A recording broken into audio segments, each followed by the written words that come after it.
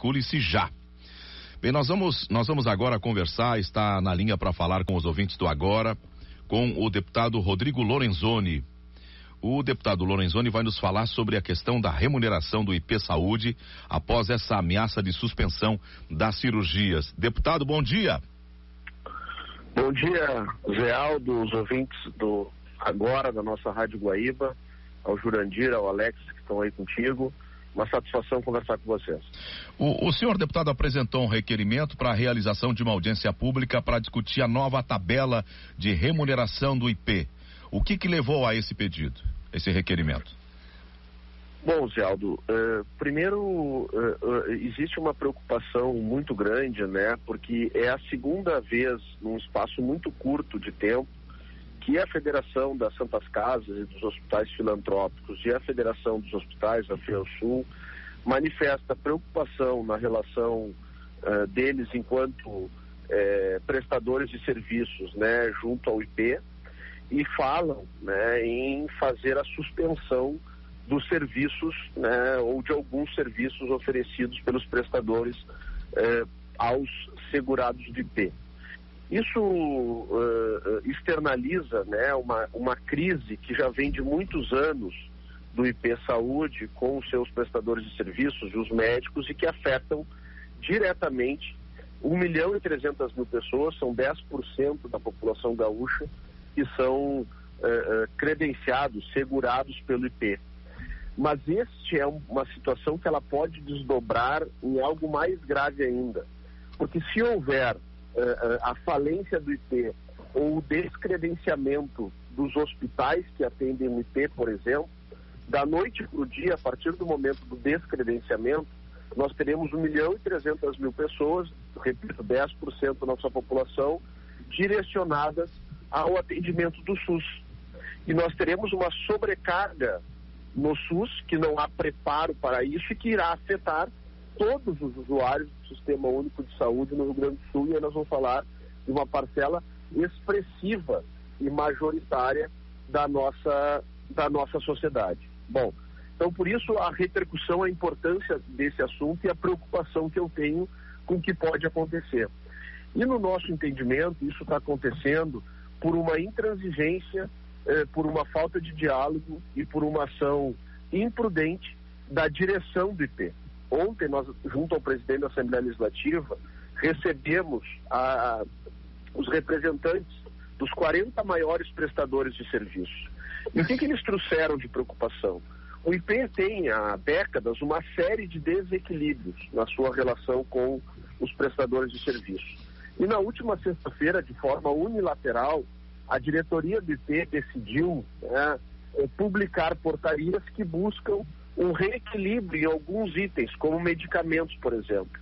Mas eles não buscaram fazer um reequilíbrio geral em todas as relações de custos que afetam os seus prestadores de serviço.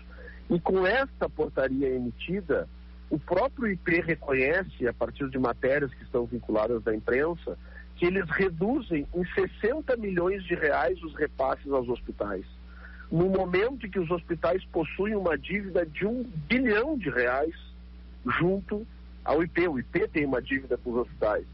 Então não nos parece razoável que isso aconteça de forma assodada, sem diálogo com os prestadores de serviço, de forma unilateral, no momento em que nós estamos saindo de uma pandemia e entrando também num período do ano em que há uma sobrecarga e uma pressão do sistema de saúde em virtude das doenças respiratórias, aquelas doenças sazonais que ocorrem nessa época do ano, e que os hospitais, de forma desesperada, né, estão buscando apoio da Assembleia Legislativa, do Ministério Público, para que a gente possa sensibilizar o governo e que a gente busque uma equação equilibrada e responsável que possibilite o IP resolver os seus problemas de caixa, que possibilite que os hospitais mantenham a prestação de serviço, que possibilite que os usuários do IP sigam atendidos e que possibilite que a gente não gere um caos no Sistema Único de Saúde que vai prejudicar a vida de todos os gaúchos que usam isso. Então essa é a nossa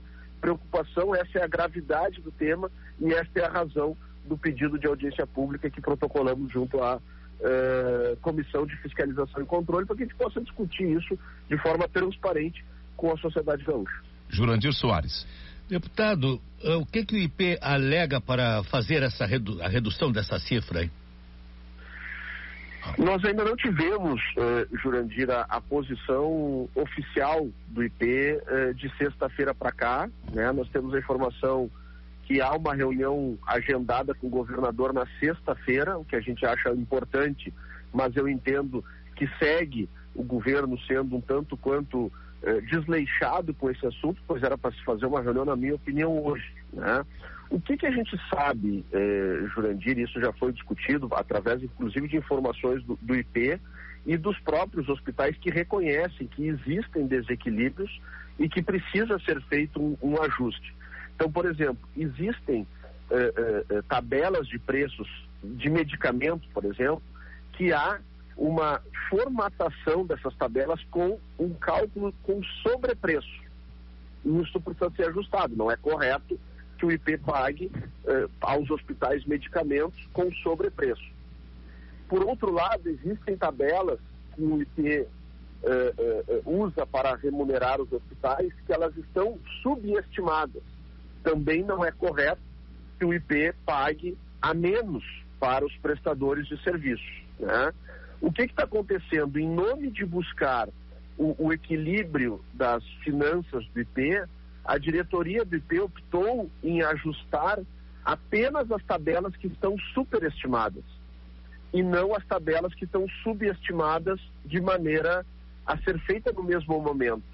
E isto gera um desequilíbrio em que o cálculo dos 40 principais prestadores de serviços, e aí nós pegamos os principais hospitais de todo o estado, né, é que cada procedimento ofertado pelo IP por parte dos prestadores de serviço passará a ter uma rentabilidade negativa, ou seja, dará prejuízo de 2%.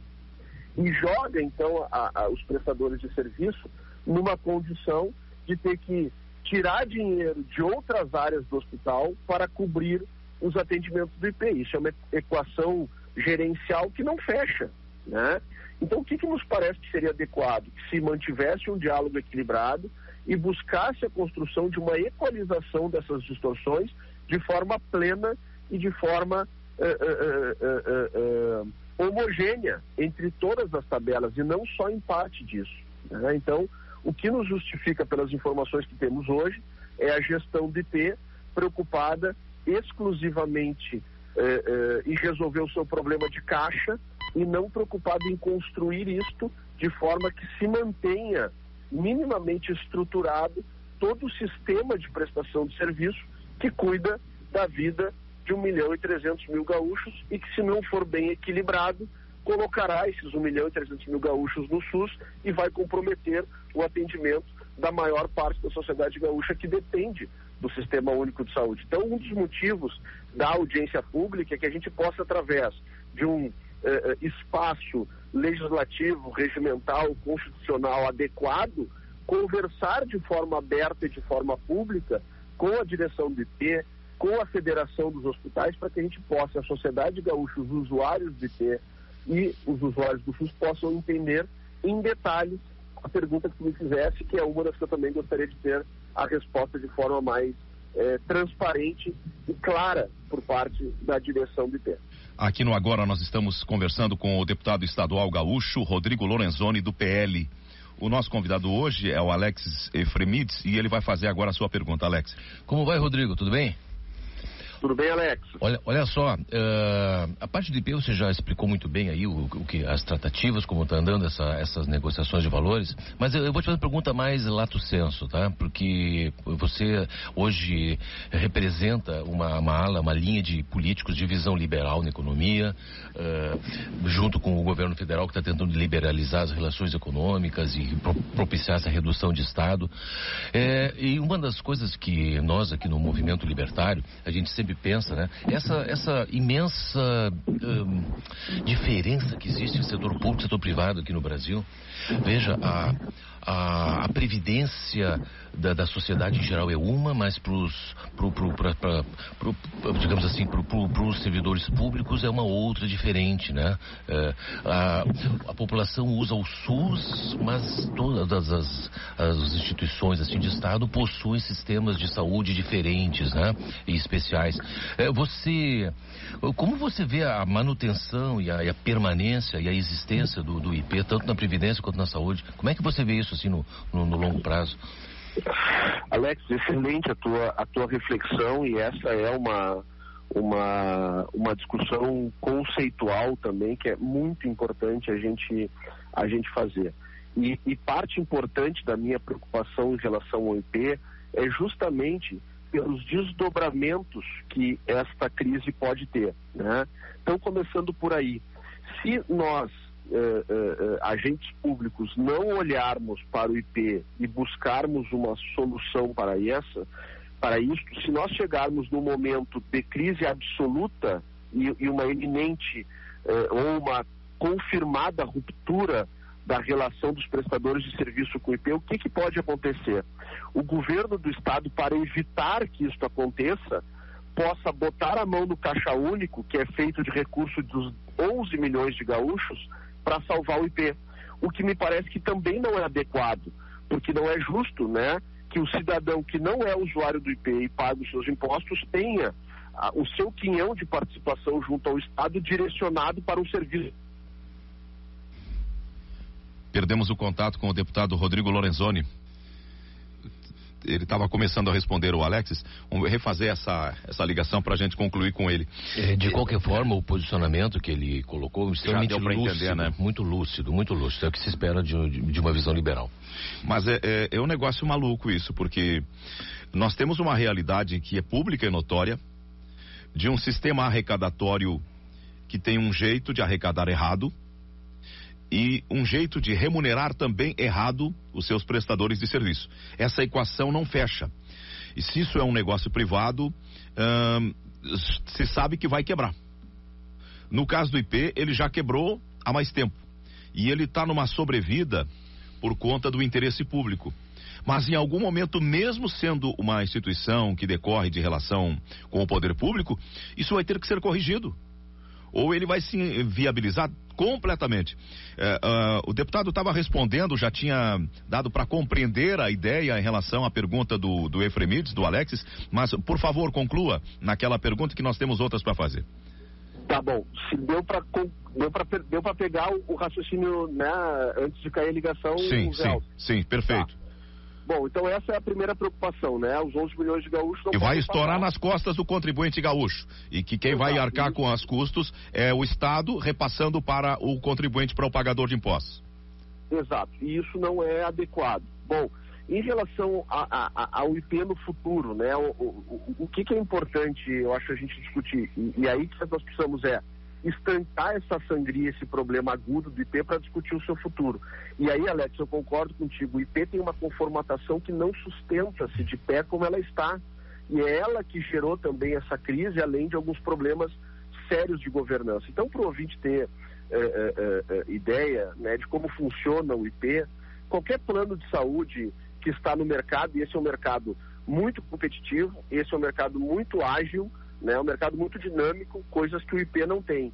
Nós que temos planos privados, por exemplo, nós pagamos de acordo com o nosso perfil, né? Quanto mais idoso, né, a tendência é que o plano fique mais caro. Se nós temos alguma doença crônica, isso impacta no valor do plano, porque existe um cálculo atuarial que precisa manter o plano de saúde economicamente sustentável e de pé. O que acontece no IP? O servidor público, ele contribui com 3,1% do seu salário. Seja ele um jovem de 26, 28 anos que passou no concurso, seja um servidor aposentado. E aí a gente não tem um equilíbrio, né, atuarial, e tem uma outra situação. Os jovens, eles não pagam o IP, os servidores públicos, eles optam em não pagar o IP porque um plano de saúde, principalmente se eles têm salários maiores, um plano de saúde particular tem um serviço melhor que o IP e custa menos que 3,1% do salário dele. Assim como os altos salários do Estado também optam por ir para outro plano. Então, fica uma massa de usuários do plano que usa bastante e não paga na proporção que usa. E também a gente tem um outro detalhe, que os dependentes do IP não pagam o plano. Então aí nós temos uma distorção, e aí, Alex, a esquerda usa também um argumento que para mim não para de pé, que não, nós precisamos aumentar o salário dos servidores, porque aumentar o salário dos servidores aumenta o percentual de contribuição, né? Nós não podemos pensar assim, não estou dizendo que os servidores não mereçam eventuais reajustes, é evidente que merecem, mas nós não podemos sustentar um plano de saúde em cima da remuneração bruta dos servidores, né? Porque, de novo, quem vai pagar essa conta é a sociedade.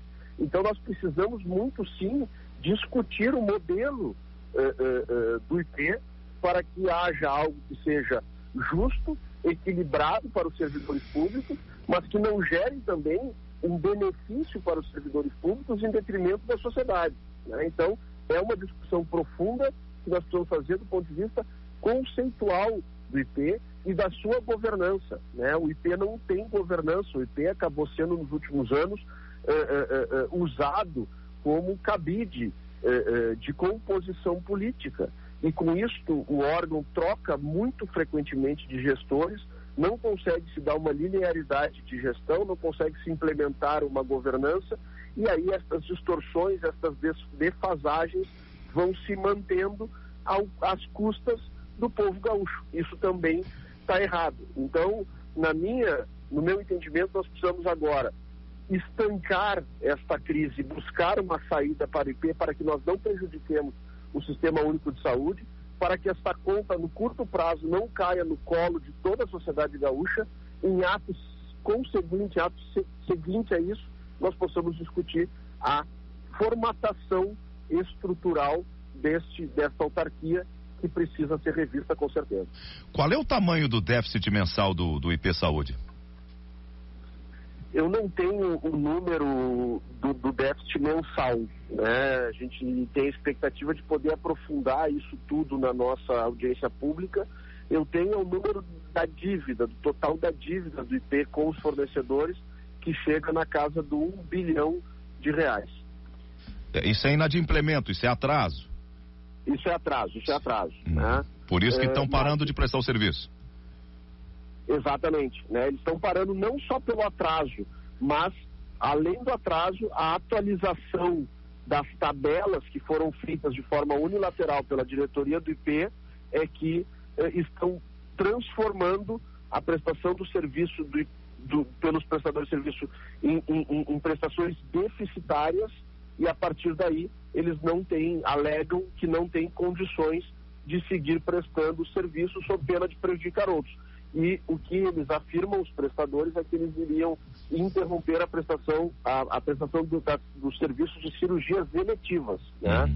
Manteriam ainda os serviços de maiores complexidade, quimioterapia e etc., que também é o mínimo que a gente espera nesse momento de indefinição, né? Se o senhor fosse um grande empreendedor na área de saúde, de planos de saúde, e tivesse condições de comprar a carteira do IP, esse seria um negócio que o senhor desejaria fazer, ou o IP é uma coisa inviável? Bom, Zé Aldo, o IP tem uma carteira gigantesca. 1.300.000. Ela tem 1.300.000, é a maior carteira que a gente deve ter aqui no estado, né? Agora, eu conseguiria te responder, se eu fosse um grande empreendedor, né, e responsável, após a minha acesso aos dados detalhados do IP, né, que nós queremos obter através dessa audiência pública. Mas com as informações superficiais que nós temos, eu teria muita dificuldade de acreditar que esse poderia ser um negócio que parasse de pé pela forma como o IP está estruturado. O IP, o senhor está deixando a entender, é uma nova CE para o Estado? Não sei, né? Não quero emitir, porque eu preciso ter muito equilíbrio e responsabilidade nas minhas afirmações, porque a gente está lidando, né, com o serviço que o IP presta, que é a garantia do atendimento à saúde das pessoas, né? Então, que nós temos uma autarquia estatal que tem problemas, é verdade. Que esses problemas são gravíssimos, é verdade. Que o governo do estado não pode mais negligenciar a sua gestão, é verdade. Talvez a situação em que a CE acabou, ela se equipare com a situação que o IP está chegando do ponto de vista da ocupação política dos cargos, da falta de gestão, da falta de governança e da falta de atenção e priorização por parte do governo. Mas, ao mesmo tempo, reconheço que são serviços de prestação distintas, né? E que nós precisamos aprofundar essa discussão, e essa é uma discussão que precisa ser feita com responsabilidade, porque nós estamos tratando da vida das pessoas, né? Então, nós precisamos enfrentar, e o governo precisa enfrentar isso de forma transparente, de forma dialogada, de forma responsável e de forma em que possa não impor o seu desejo ou a sua vontade para apresentar uma conta zerada no fim da história. Nós precisamos ter uma discussão equilibrada. E me parece que o IP revela, Zé Aldo, ouvintes, Alexis e Jurandir, uma característica que nós estamos encontrando ao término do governo Eduardo Leite, agora renunciou do governo Ranolfo, que é um governo de pouca gestão e muita promoção, né? E nós somos, à medida que a gente começa a olhar, nós temos blocos de concessões de rodovias muito mal feitas, nós temos processos de gestão como IP e outras áreas muito mal feitos, nós temos direcionamentos de investimentos como esses 500 milhões para o DENIT, né, porque o Estado não tem projeto, ou o Estado está se alicerçando em anunciar investimentos sem ter a garantia da sustentação econômica futura, porque a gente não pode esquecer que nós vivemos tempos extraordinários. O governo ficou 4 anos sem pagar dívida, o governo recebeu 7 bi do governo federal, tem os recursos das privatizações, só que esses recursos não acontecerão de novo nos próximos anos. Então, nós podemos também estar, através do IP, identificando uma característica do atual governo, que é muito marketing, muita promessa, e quando a gente vai enxergar a gestão, a gente enxerga problema.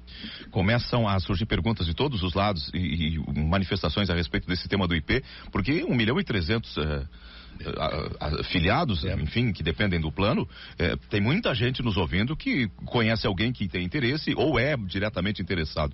O João diz, José Aldo, o Estado não repassa o total patronal para o IP, mas as prefeituras conveniadas, os servidores pagam 7% do salário e as prefeituras passam mais 7% debitadas diretamente, não ficam inadimplentes. Ele está acusando o Estado, então.